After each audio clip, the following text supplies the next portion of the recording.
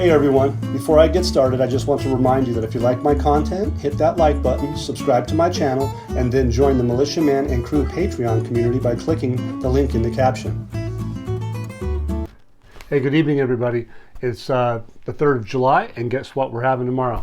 We're going to have some fireworks. 4th of July. I hope everybody stays safe, has a good time, and have a patriotic day. Militiaman and Crew are here today to give you guys some information, and I just want to let you guys all know that who hasn't come into our Patreon at patreon.com/mm and crew. That's where you'll find us. Easy move. Come on in, check us out. Check out the value that we bring. We have Samson, our news hound. She's just still as much of a dynamo as ever. I think I got a little brief synopsis of an opinion today that comes from our crew member Petra. So he, like me, think that some of these things that we're seeing may look a little bit boring to some people, but the bottom line is that the progress is amazing, and I think that we're going to see some stuff happening with the Kurds, with Baghdad, and we're going to see that a little bit of that today. Should be relatively quick, so let's go. As we saw yesterday, they have the relations between Erbil and Baghdad are suggested that they are good. They're at a good level, and that they take this serious, their efforts to resolve issues with Baghdad. So the Kurds are happy. They're with Baghdad. And they basically stated the other day that the delegations expressed a desire to expand the depth and breadth of the relationship between the two portions of the country, including the areas of energy independence, financial reform, services for the Iraqi people, strengthening democracy and the rule of law, and enhancing educational and cultural relations. Well, that's what al-Sudani has been all about. Well, it sounds like the Kurds are going to be coming on board. Representatives from the Iraqi Kurdistan region government was also to participate. They did, even under this particular case. This was a few days ago. Let me think about that. When was that? The snippet was from April. That snippet I just told you was from April. And here we are in July. And so it fits. So they told you they were going to do it in April. And then today, well, we're going to see that there's another article that suggests that they're going to do it tomorrow, which is actually happening today. So anyway, they basically are looking to talk about that the delegation shared their view back in April that Iraq has the potential to harness immense natural gas resources, invest in new energy infrastructure and renewables, achieve energy self-sufficiency by 2030. They also go on to say the United States has commended Iraq for the progress on gas capture and the work on the commercializing associated with gases. So it's been significant. They have significant gas potential in the Kurdistan region. A key component of Iraq's energy security is, as is increased private sector investment. So the private sector is just going to get ramped up to go into Iraq. To allow Iraq to benefit from the U.S.'s private sector's leading technology. So when some folks see that Romanowski, our ambassador to Iraq, is talking about 100 different companies, and there's like, who cares? Well, everybody that's invested in the Iraqi dinar should care. Why? Because all those companies and their technology is going to come and help with the country. Not to mention, remember that Executive Order 13303 protects our interests. And so that's important for security and stability. So keep that in mind too. Maybe take another look at it. To allow, anyway, for the U.S. private sector's leading technology and their expertise, the United States and Iraq announced the signing of new memorandums of understanding to capture, process flared gas, and turn it into usable electricity for the Iraqi people. Also, the two sides stressed the importance of resuming oil exports via the Iraqi-Turkey pipeline. So that was in April, you guys. I think it was April 15th. But just keep in mind that that was then, and we're moving forward, so you can see the progression. This hasn't just been an easy show. They have a lot of things to take care of. They did, and they're doing it, and they're actually coming to a fruition where that we believe that that is going to change the dynamics 100% to a different direction. It may turn out to be a neutral event to some degree at first, but we're going to find out what Petra has to say about it too. and I think it's going to be a neutral event to some degree, but then the purchasing power will come into play. He goes on to say that Barzani in Baghdad tomorrow, which turns out to be today, they're going to find a final solution to the problems between the center and Erbil. So the center is Baghdad, Erbil is the Kurdistan region. It says it's in an indication of the positivity that currently characterizes relations between the Kurdistan region and the federal government. And they'd had a disagreement between Baghdad and Erbil that extended back on many issues. Some of those issues that they had a problem with were the region's financial allocations, employees' salaries, the oil and gas law, the elections file, and even the position on Kirkuk's government. Okay, so anyway, they had that.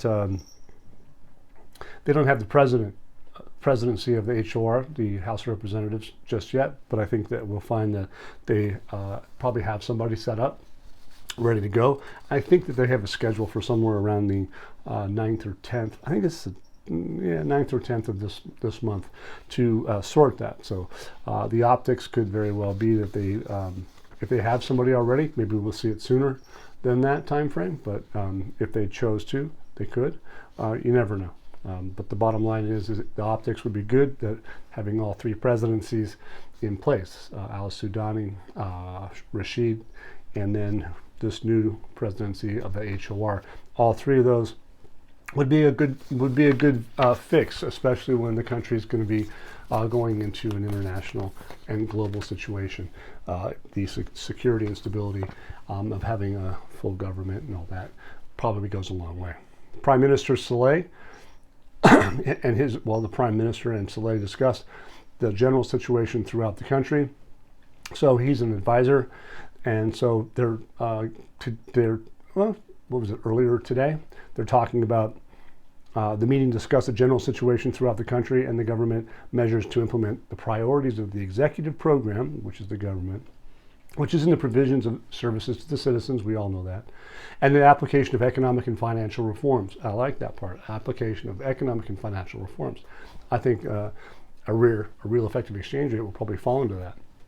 The results of which are reflected in public development projects. So the whole idea is, what are they doing? They're going to use this to apply to economic and financial reforms. I think the latter part is what I'm interested in, is the financial reforms. And moving on to the next thing is that the customs announces a near agreement on a unified tariff with the Kurdistan region. I think what we're talking about here is going to be interesting, because we know that the WTO has meetings working, I think it's called the working meeting, whatever, WTO on the 18th of this month. So this is interesting, because what they say that the customs announces the customs announces the near agreement on a unified tariff with the Kurdistan region. So basically, the General Authority of Customs announces on Tuesday, that was yesterday, the imminent agreement on unified tariff prices with the customs of the Kurdistan region, and while clarifying the contents of its dialogues and agreements with the region on the tariffs, it referred to the agreement to code more than 14,000 commodity materials. That's going to be a process, right? 14,000 commodity items that are going to go through that. So it's almost like I would assume, a barcode type situation where they have everything documented and ready to go. Because when you go into the World Trade Organization, everybody's going to need to know what it's going to cost. They're going to need pricing effectively. And so I think that this is setting the stage for that time frame. And it surely is a timely matter, because the Kurds are happy and they're in Baghdad today. Basically, during 2023, the coordinator system, which expresses its international term, the HSCOD, was implemented. I guess that's the HS code, was completed and includes the coding of goods, and it was agreed with the region, issued by the authority as Iraqi coordinator system, and published in the official Gazette last May. So this has already been set up last 2 months. Basically, having a unified tariff prices will likely be a mandate that precedes the accession to the World Trade Organization. The meeting for that, like I said, is the 18th of this month, and if I'm not mistaken, they probably have this type of thing on the topic or the list of the working group meetings. Okay. Al-Sudani's advisor, again, I think this is coming from the Prime Minister Saleh, or his advisor. Nope, this is coming from the Youth Council. So basically, if you guys think about it, there's about 60% of Iraq's population fall into that youth category. So basically, they're congratulating Baghdad, the Youth Leaders Forum, on a valuable initiative to search for mechanisms, programs, and ideas that raise the level of Iraqi youth in the cognitive, scientific, educational, professional fields by creating an enabling environment that qualifies the youth, which again constitutes of about 60% of the society. That's a lot of people, man.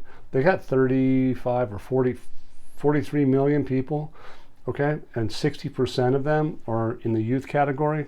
That's a lot of young people, and it's a lot of hardworking folks.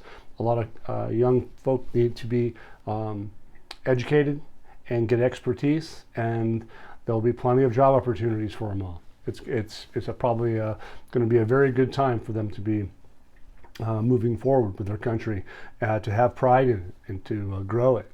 It's going to be big. I like it. Empowering youth and enhancing their role, participation in developing cultures, building institutions, increasing national wealth. Okay, they're going to use them. Human resources is a national wealth component. So basically requires providing objective conditions to support their social and political movement, starting with updating legislation, curricula, scientific institutions, and appropriate financial specializations. So they're going to get covered. They have all these different things. This isn't new. This is something that they've been working on for years, and we're seeing the fruition of it. That's what it's coming to an end. Not to the end, to the extent that it's just over. It just means that they're going to get to that stage where they're going to activate all these kids, all these young men, women, and eventually their children. So they're going to have a lot to look forward to in their future. It's a very bright future. The next stage of the national work process requires us to put Iraqi youth at the forefront of the state's priorities. Okay, so that gives you an idea that what are they doing? They're going to tap into that human resource. It's going to be, that is a portion, a component of their national wealth, is that they have a youth that's capable of doing manufacturing, production in so many different things. It's going to be good for them. It's going to be really fantastic.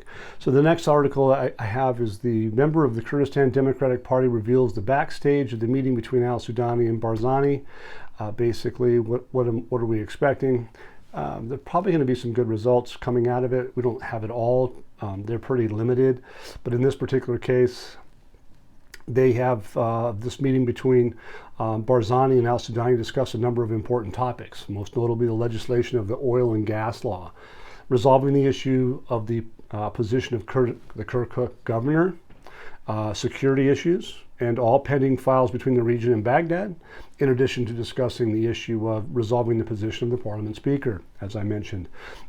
They are expecting that a result has already been reached on that. What's that definition? We're going to find out, because like I said, could they have done it early? This could mean that they maybe have, or are they going to wait to disclose that information until the 9th, 10th time frame? I don't know. But basically, one of the main things I took from it is that they're talking about the oil and gas and the presidency of the House of Representatives. I think that those are going to come in tie to tie, hand in hand, because of the nature of, if they need to value those assets, they're going to need a real effective exchange rate, which is oil. Just like the Sion port. They haven't started the oil pumping yet. And you have to say to yourself, like, why? Why? Well, because they need a valuation for that. And I think that that's what we're waiting for. And is that some sort of delay? I don't think so. I think that the interconnectivity of the most complex revaluation situation in the history of mankind, as far as I'm concerned, is complex. Think about it for a minute. You didn't have blockchain ledger data information. You didn't have artificial intelligence. You didn't have any of that stuff. That's one of the key components of the youth. It's going to be about artificial intelligence and stuff. Just like I talked about that model, for instance, those semiconductor model they talked about, they showed that stuff. And if you look at what I said in that one video, I'm going to hold to it being true, in the sense that it's not directly related, but it's related to the fact that they need that information. They need the human component to markets.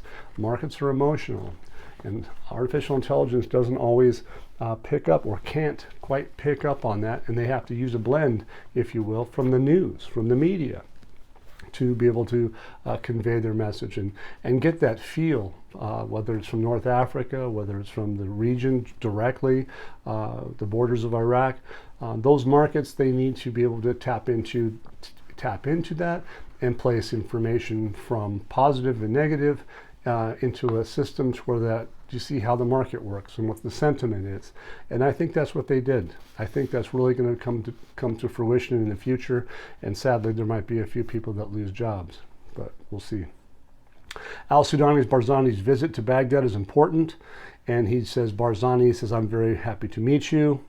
Prime Minister Mohammed Shia al-Sudani, Masoud Barzani, and his accompanying delegation. Basically what they do, he says, we held constructive and purposeful dialogue on various internal issues and regional situations.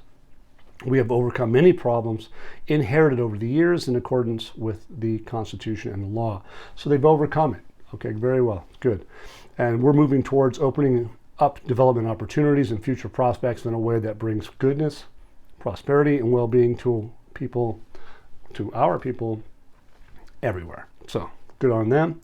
He says, my visit to Baghdad aims to enhance efforts made by the Prime Minister, which led to a real breakthrough in a relationship between the federal government and the Kurdistan regional government. And what are they saying?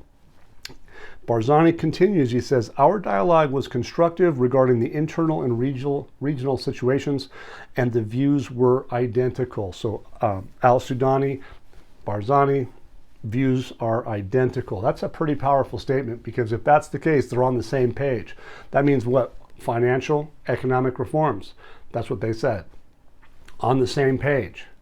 Well, al-Sudani told us what? He says at least the project to delete the zeros is on the table, because he said $1 will equal 1.32, I'm sorry, $1 will equal 1.32 dinars. That's effectively, if you look at the math, that's dropping the 3 zeros. We've been over it. We need to go over it again, but realize it's effectively somewhat of a neutral event, and we'll get another opinion on that tonight. Fawad Hussein, he's the foreign minister, was there. The planning department, Mohammed Tamim, Minister of Defense, Thabet al-Habasi, Minister of Labor, Social Affairs, Hamed al-Assadi, Minister of Construction, and the public municipalities, Benkin Rikani, and a number of government officials, military leaders, received the Kurdish leader and his accompanying delegation to Baghdad International Airport. So there's a lot of heavy hitters that were there. And why? Because all of those things had to do with the development road project and construction, reconstruction, security, stability, all that stuff. So think about it for a minute. They're coming to town at a time where they're setting the stage. It makes you like think, wow, this is really going on. So it's great.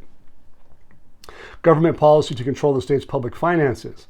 So in aspect, basically what are we talking about in this particular one is that the current government, according to what specialists see, has been able through its policies to control the state's public finances by implementing automation and e-governance programs, as well as moving towards balancing programs and performance and not being satisfied with the balancing items.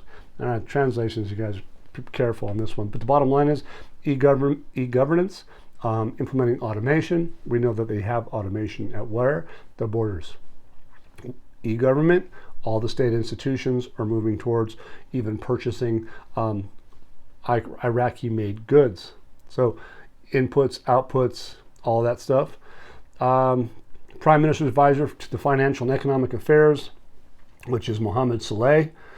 He goes, with the scope of implementing the financial policy, the federal government has diagnosed that building federal government budget on the principle of what is called the budget of items alone does not provide a sufficient basis for controlling financial transactions and ensuring that expenditures, both operational and investment, okay, are performing and correctly targeting the activity on which they are spent efficiently.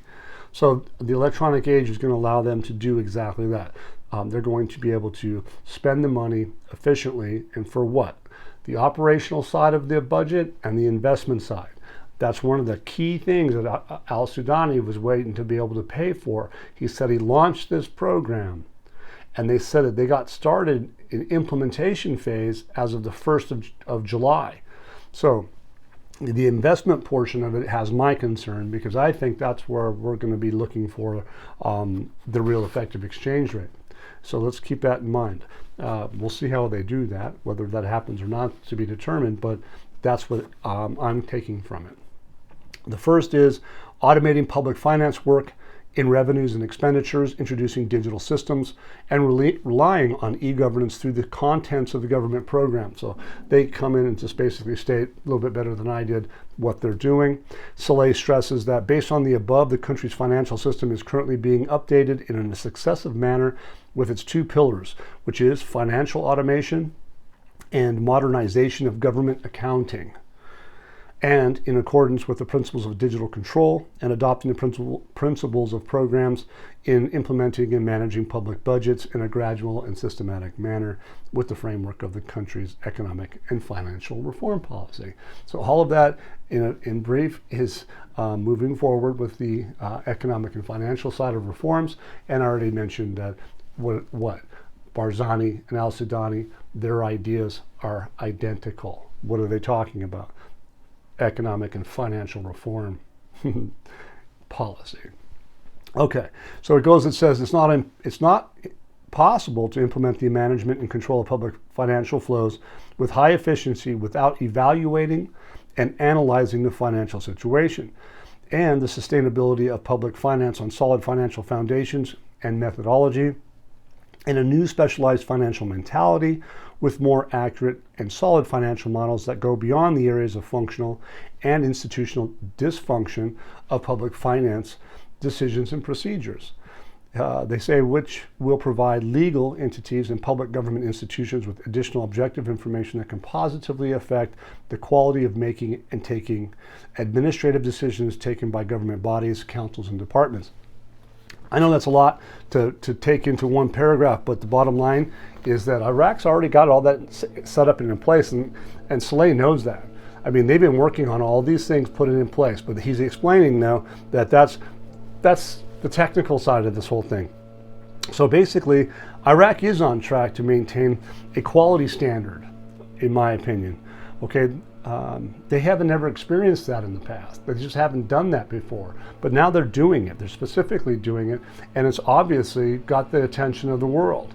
And they've been working together with the WTO, the World Customs Organizations, the Bank of International Settlements, the World Bank, the U.S. Treasury, the U.S. Fed, I mean, IMF, AMF, the Buna platform. Okay, you get the big picture.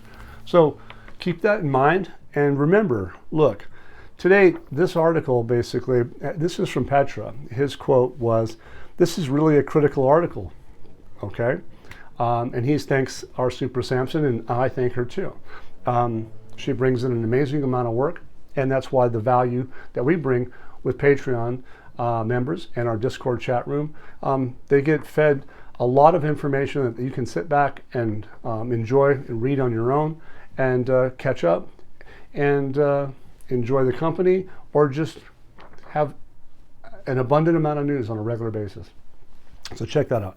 Anyway, as you can see in that article, Soleil indicates that all things economically speaking are at a solid position, which I agree, meaning stability. So with that stability, if there were to change the rate, which is the real effective exchange rate, and remember, as he says, delete the zeros process, and a change in the rate is a neutral event inside Iraq. And what he means by neutral event is that value doesn't change at that moment per se in Iraq, because when you drop the 3 zeros, okay, it's just effectively a neutral event. But what it will do is bring purchasing power. That's the main thing. He goes on to say that the stability will be maintained, because that's what this article is talking about. They're maintaining stability, security and stability. And that stability, it just is going to be somewhat different with currency values going into the future. The process or impact will be neutral, but with more purchasing power. I agree with him. So the status as stated in this article will transfer equally in the process, and the protocol with the stability mentioned above is really good stuff. And so he believes that that's the case. I don't disagree with him. And I think what we're going to find is that we're going to see some more stuff this weekend or throughout the next 3, 4, 5 days into next week. I think these guys have a lot in store for us. So hey, everybody, enjoy your evening before the 4th of July for the celebration for the United States.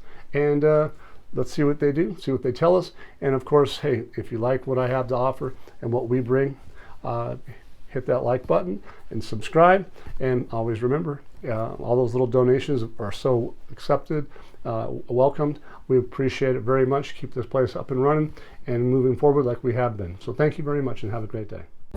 Once again, guys, don't forget to hit that like button if you like this content.